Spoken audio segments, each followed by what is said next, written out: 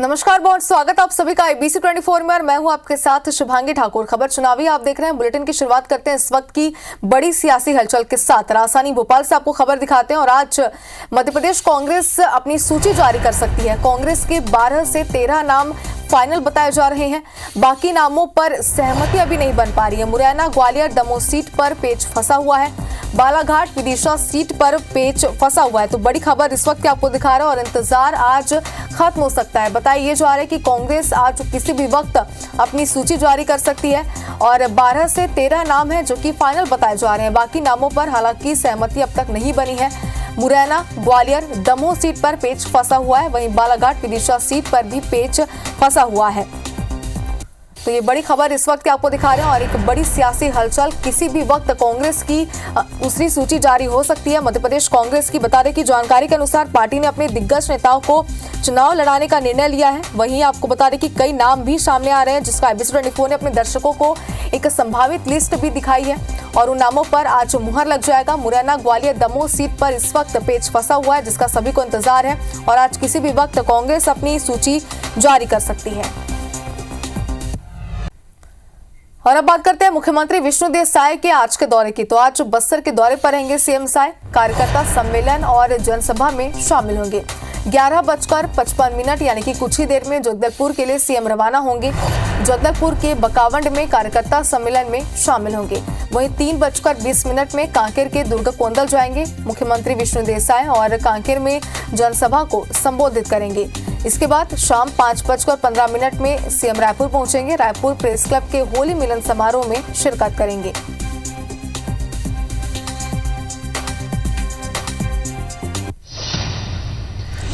और अब बात करते हैं मध्य प्रदेश के मुख्यमंत्री डॉक्टर मोहन यादव के आज के दौरे की। तो रतलाम, झाबुआ, धार, बड़वानी के दौरे पर रहेंगे सीएम। लोकसभा वार विधानसभा के प्रमुख कार्यकर्ताओं से वो चर्चा करेंगे। निजी होटल में रतलाम ग्रामीण और सलाना विधानसभा की बैठक लेंगे। राणापुर, झाबुआ में भगोरिया उत्सव में शामिल होंगे। अलीराजपुर, जोबट विधानसभा के कार्यकर्ताओं की बैठक लेंगे। कुची में भी स्थानीय कार्यक्रम में शामिल होंगे। रात 8 बजे कार्यक्रम में शामिल होंगे सीएम डॉक्टर मोहन यादव और बड़वानी में रात्रि विश्राम करेंगे।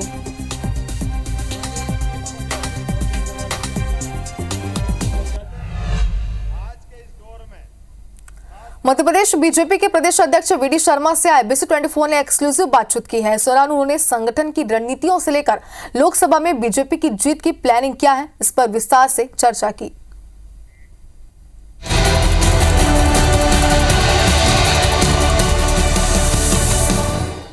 देश की सियासत में आप एक शब्द लगातार सुन रहे होंगे, डबल इंजन। उसका अभिप्राय सरकार से होता है, दिल्ली की सरकार और भोपाल की सरकार। लेकिन मैं अगर मध्य प्रदेश के संदर्भ में कहूँ तो यहाँ भी डबल इंजन यानी ट्रिपल इंजन चल रहा है।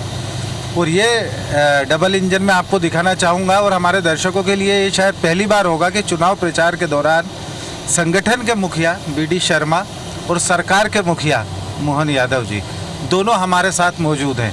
इस वक्त मंडला से बीजेपी उम्मीदवार का पर्चा दाखिल करवा कर लौट रहे हैं। शर्मा जी, मैं आपसे एक सवाल पूछना चाहूँगा कि मैंने मुख्यमंत्री जी से तो पूछा, अब आपसे भी पूछ रहा हूँ कि आपको क्या यकीन है कि इस बार मध्य प्रदेश में क्या विधानसभा जैसा परिणाम रहेगा? विधानसभा से और ज़्यादा बेहतर परिणाम होगा, क्योंकि इस बार हमारा टारगेट है 29 की 29 सीटें जीतना। छिंदवाड़ा भी हम इस बार अच्छे बहुमत के साथ जीतेंगे। चुनाव में हमारा जो टारगेट है, जो माननीय प्रधानमंत्री ने हमें 370 प्लस नए वोट हर बूथ पर बढ़ाना और मध्य प्रदेश का संगठन इस काम में विधानसभा के चुनाव में बूथ में मजबूती के साथ लगा था और हर बूथ पर 10% वोट बढ़ाने का हमारा टारगेट था, जो हम 8 तक पहुँचे। इस चुनाव में भी हर बूथ पर 370 प्लस और 58% जो वोट हमें मिला था लोकसभा में 19 में, उसको 68% तक ले जाना, ये हमारा टारगेट। तो इस बार टारगेट है ज़्यादा से ज़्यादा मतों से जीतना, हर बूथ पर चुनाव जीतना। और मुझे ऐसा लगता है कि प्रधानमंत्री जी के नेतृत्व में हम इस बार मध्य प्रदेश में बेहतर प्रयास, हमारे मुख्यमंत्री जी और पूरी हमारी टीम स्पिरिट के साथ हम चुनावी मैदान में उतरे। 29 की 29 सीटें जीतेंगे, हर बूथ पर चुनाव जीतेंगे। जो आप जिस बूथ मॉडल की बात कर रहे हैं उसकी चर्चा देश के कई राज्यों में होती है। कि किस तरीके से बिल्कुल साइलेंट तरीके से विधानसभा चुनाव के 1.5 साल पहले बूथ पर बीजेपी को धीरे धीरे इतनी मजबूत होती गई कि किसी को ये अंदाज़ा ही नहीं हुआ कि वो 160 प्लस पहुंच जाएंगे। क्या इस बार भी ऐसी कोई रणनीति पे पहले से काम हुआ है? इस बार रणनीति पर लगातार हमने जो विधानसभा के अंदर काम किया था उसको हमने रिवाइज किया है। उसमें जो चीज़ें हमें अपडेट करनी थी वो अपडेट की हैं। और अभी बूथ विजय का अभियान उस दिन हर दिन 2 घंटे हर बूथ पर मैं भी गया हूँ, मुख्यमंत्री जी भी गए हैं, हमारे सभी लीडर्स गए हैं। तो प्रत्येक बूथ पर 10 प्रकार के कामों को लेकर के हम उतरे हैं। बूथ विजय का हमारा अभियान है और आगामी आने वाले 6 अप्रैल भारतीय जनता पार्टी के स्थापना दिवस पर 370 प्लस नए मतदाताओं की सूची बनाकर हम प्रत्येक बूथ पर ऑनलाइन जुड़ करके उस दिन संकल्प लेंगे कि हर बूथ पर हम 370 वोट बढ़ाएंगे। ये भारतीय जनता पार्टी की चुनाव की रणनीति है। आपने नव मतदाता की बात की।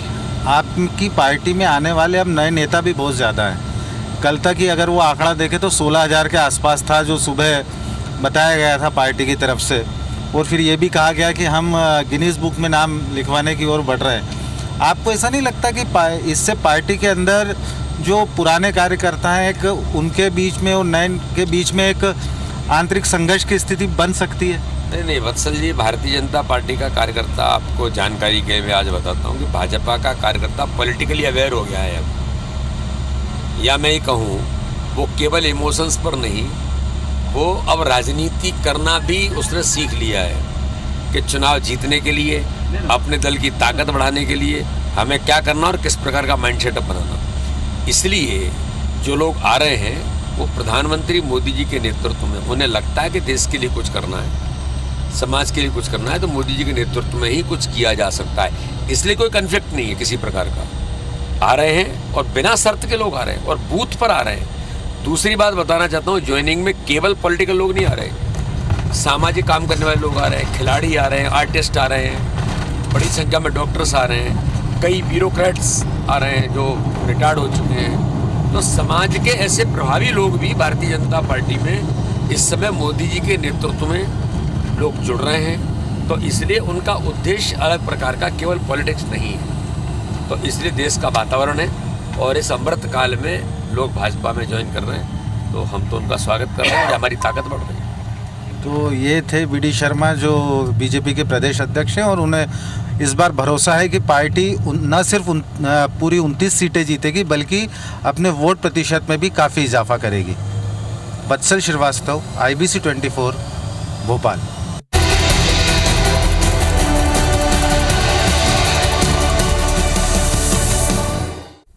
लेकिन पिक्चर अभी बाकी है। आज दोपहर 1:30 बजे मध्य प्रदेश के मुख्यमंत्री डॉक्टर मोहन यादव का सबसे धाकड़ इंटरव्यू देखिए सिर्फ IBC 24 पर।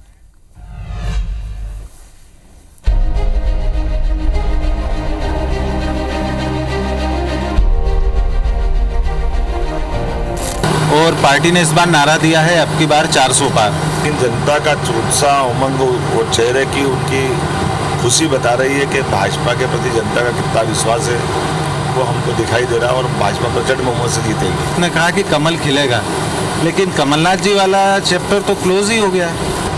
अब वो अगर कांग्रेस में रह के उनका हाथ का पंजा दिखाना चाहते हैं, जनता उसको नकार चुकी है। आपके 100 दिन का आपको कामकाज को आप कैसे देखते हैं और आपका अगले कितने दिन का एजेंडा है? और आपने देखिएगा कि 100 दिन के अंदर हमने लगभग 150 से ज़्यादा फैसले किए, उनके रिजल्ट भी आपको दिखाई दे रहा हूँ। तो कभी आपको अपने टारगेट को अचीव करने में कभी कोई अड़चन महसूस हुई? मेरे पूर्व मुख्यमंत्री श्रीमान शिवराज सिंह चौहान ने काफ़ी अच्छा काम किया, उनका अपना एक तरीका था। मैं आज भी उनसे कई मामले सीखता हूँ, उनसे समझता हूँ, लेकिन मेरा अपना काम करने का एक तरीका है।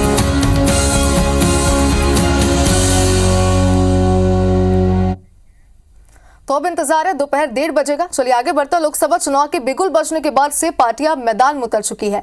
चुनाव जीतने के लिए पूरा जोर लगाया जा रहा है। बीजेपी जहां अब तक मध्य प्रदेश और छत्तीसगढ़ में अपने पूरे प्रत्याशी मैदान में उतार चुकी है, तो वहीं कांग्रेस प्रत्याशी ऐलान में पिछड़ गई है। कांग्रेस मध्य प्रदेश में 18 और छत्तीसगढ़ में अभी भी 5 सीटों पर प्रत्याशियों को मैदान में नहीं उतार पाई है। इन सीटों पर मंथन का दौर चल रहा है। कल हुई बैठक में मध्य प्रदेश की 11 सीटों पर नामों पर सहमति बनने की खबर सामने आई, जिसमें दिग्गजों को चुनावी मैदान में उतारा गया है। दिग्विजय सिंह, अरुण यादव, कांतिलाल भूरिया का नाम इसमें शामिल है। तो वहीं छत्तीसगढ़ की 5 सीटों पर मंथन जारी है। दिग्विजय सिंह जिनके नाम पर राजगढ़ से सहमति बनी है, उस पर दिग्विजय सिंह का बयान सामने आया है। लेकिन पार्टी का जो आदेश होता है उसको मुझे मानना पड़ता है। अभी घोषणा तो नहीं हुई है, लेकिन वैसे मुझे बताया जाता है कि मुझे चुनाव लड़ना है।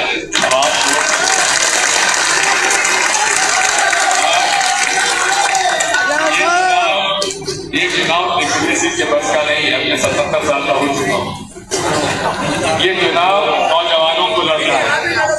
ये चुनाव आप लोगों को लड़ना है। गांव-गांव में, शहर में, मोहल्ले में, कस्बे में आपको चुनाव लड़ना है। इधर पूर्व सीएम भूपेश बघेल के स्लीपर सेल वाले बयान पर सियासत गरमाई हुई है। बघेल को बीजेपी नेताओं के साथ साथ खुद की पार्टी के नेता भी घेर रहे हैं। भूपेश के बयान पर कांग्रेस नेता सुरेंद्र वैष्णव ने पलटवार किया। सुरेंद्र ने कहा कि एक पूर्व सीएम का अपने कार्यकर्ताओं के लिए ऐसा बयान निंदनीय है। साथ ही कहा कि दुर्ग से आकर राजनांदगांव के कार्यकर्ताओं को स्लीपर सेल कह रहे हैं। दुर्ग के कार्यकर्ताओं को लाकर चुनाव लड़ ले। इधर मुख्यमंत्री विष्णु देसाई ने भूपेश पर तंज कसा। उन्होंने कहा कि भूपेश बघेल का मानसिक संतुलन बिगड़ा हुआ है।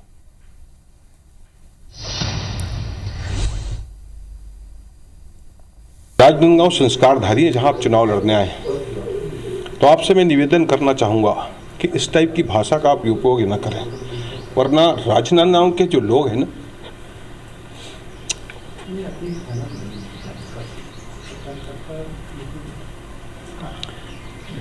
थोड़ा सा उनने जो शब्द कहा है ना, मुझको इस बात की बड़ी पीड़ा है। मैंने जब से होश संभाला है पार्टी के लिए काम किया, और आज एक मुखिया मुझको स्लीपर सेल कह रहा है, मुझको बहुत पीड़ा इस बात की। मैं उस मुखिया से इस बात का निवेदन करता हूं कि इतने अहंकार में मत रखिए, अहंकार किसी का भी नहीं चलता है। अब उनका मानसिक संतुलन बिगड़ रहा है। एक तो पूरे देश में कांग्रेस में भगदड़ है, कांग्रेस छोड़ छोड़ के सब भाग रहे हैं, लोकसभा चुनाव लड़ने के लिए तैयार नहीं हो रहे हैं। मुझे तो पता चला है एक बाप बीमार था, उसके बेटे को कांग्रेस का टिकट मिल रहा था, तो बोला कि पहले तो कांग्रेस का टिकट को वापस करो, उसके बाद मेरे से बात करना। तो यही और भूपेश बघेल के स्लीपर सेल वाले बयान पर अरुण सिसोदिया का बयान भी सामने आया। उन्होंने कहा कि मैं स्लीपर सेल नहीं, फौजी हूं। ये बात उन्होंने कही। सुसाइड बम खुद हो सकता हूं।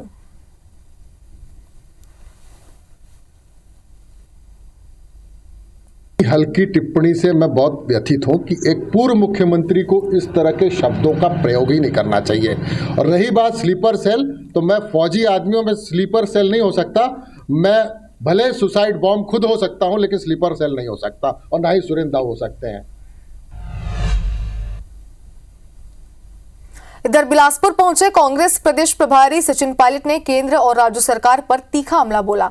सचिन पायलट ने कहा कि बीजेपी सरकार ने अपने वादे पूरे नहीं किए हैं। बीजेपी सरकार में आत्मशक्ति और विचार नहीं है। सरकार दिल्ली से चल रही है। आगे सचिन पायलट ने कहा कि बीजेपी घमंड में 400-500 पार की बात कह रही है और विपक्ष के नेताओं को लुभाने की कोशिश कर रही है। इस दौरान उन्होंने इलेक्टोरल बॉन्ड को लेकर भी कहा कि इलेक्टोरल बॉन्ड की आड़ में भाजपा ने करोड़ों रुपए का चंदा जुटाया है, इसकी जांच होनी चाहिए। भाजपा घमंड में बोलती है कि हम 300 पार, 400 पार, 500 पार, ये बोलने के साथ साथ वो तमाम कांग्रेस के नेताओं को, विपक्ष के नेताओं को अपनी ओर लुभाने की कोशिश कर रही है। एक एक नेता को एक एक जिले, एक एक प्रदेश में अपने साथ जोड़ना चाह रही है। वो इस बात को दिखलाता है कि अंदर ही अंदर भारतीय जनता पार्टी जानती है कि जहां तक उनको पहुंचना था पहुंच चुके हैं, अब गिरावट का समय है। और लोकसभा चुनाव का बिगुल बजते ही अब नेता अपनी जमीन तलाशने में लगे हुए हैं और छत्तीसगढ़ में लगातार बीजेपी का कुनबा बढ़ रहा है। आज सरायपाली में कांग्रेस और जेसीसी-जे के 500 से ज्यादा कार्यकर्ताओं ने बीजेपी का दामन थाम लिया। पूर्व एमएलए हरिदास भारद्वाज भी बीजेपी में शामिल हो गए हैं। भाजपा कार्यकर्ता सम्मेलन के दौरान इन सभी नेताओं ने बीजेपी का हाथ थामा। मंत्री टंकराम वर्मा ने सभी नेताओं को बीजेपी की सदस्यता दिलाई है।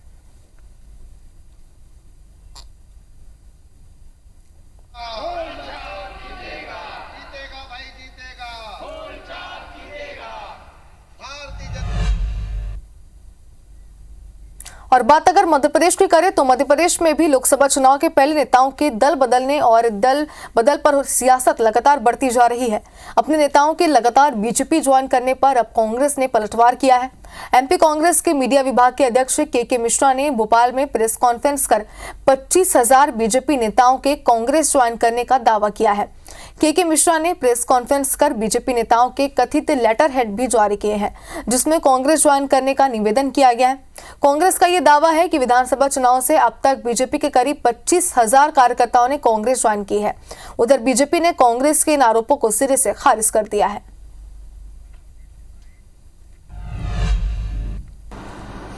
जब दौर कांग्रेस की सरकार बनने का चल रहा था विधानसभा चुनाव के दौरान, तब करीब 22 से 25,000 भारतीय जनता पार्टी के नेता और कार्यकर्ता हमें लिखित में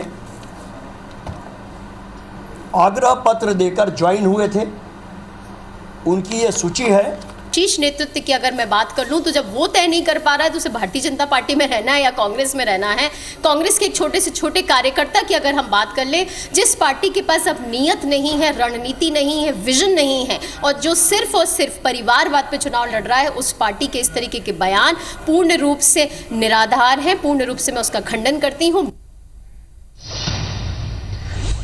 इधर दिल्ली के सीएम अरविंद केजरीवाल की गिरफ्तारी के विरोध में आम आदमी पार्टी ने देश भर में केंद्र सरकार के खिलाफ प्रदर्शन किया। आपने केंद्र पर जनता की चुनी हुई सरकार खत्म करने का आरोप लगाया। अरविंद केजरीवाल को ईडी ने गुरुवार की रात शराब नीति में भ्रष्टाचार के आरोप में गिरफ्तार किया था।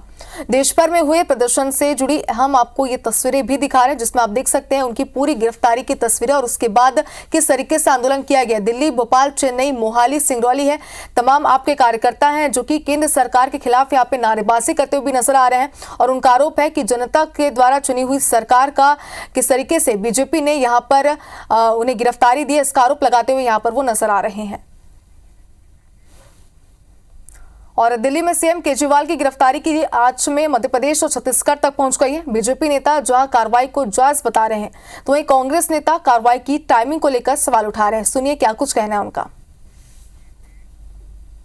10 करनी 10 भरनी, जैसा वो किए हैं उसको तो भरना ही पड़ेगा। धन्यवाद। लेकिन देश के साथ जो भी गलत करेगा, अरविंद केजरीवाल जी जैसे लोग, आम आदमी पार्टी के लोग जो भ्रष्टाचार को ही झूठा मुद्दा बना करके आए और खुद भ्रष्टाचार में लिप्त हो गए, ऐसे लोग आज जब बेनकाब हो रहे हैं, कांग्रेस बेनकाब हो रही है, तो इनके पेट में दर्द हो रहा है। मुख्यमंत्री के रूप में जेल में जाना ये बड़ा दुर्भाग्यपूर्ण है और ये जनता की भावना, लोकतंत्र के लिए, सबके लिए आज तक कभी ऐसा समय नहीं आया।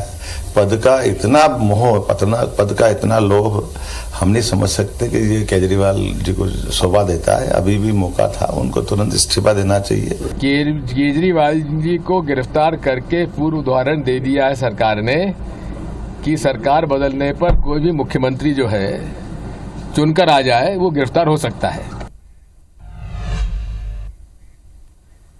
और अब देखते हैं यूपी अपडेट्स।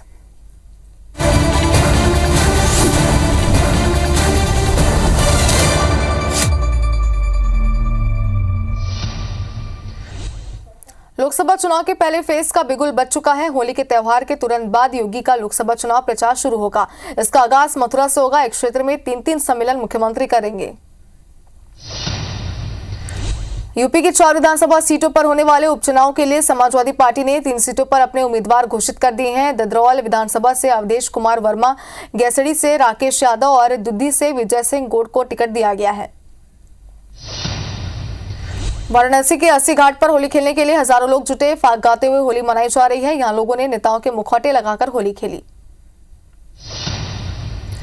अयोध्या में महंत गोपाल दास ने राम मंदिर के दर्शन किए, साथ ही परिसर में चल रहे अन्य निर्माण कार्यों का अवलोकन भी किया। उन्होंने कहा कि समय से सभी कार्य पूर्ण हो जाएंगे। राम भक्तों को बेहतर सुविधा उपलब्ध कराने के लिए ट्रस्ट संकल्पित है।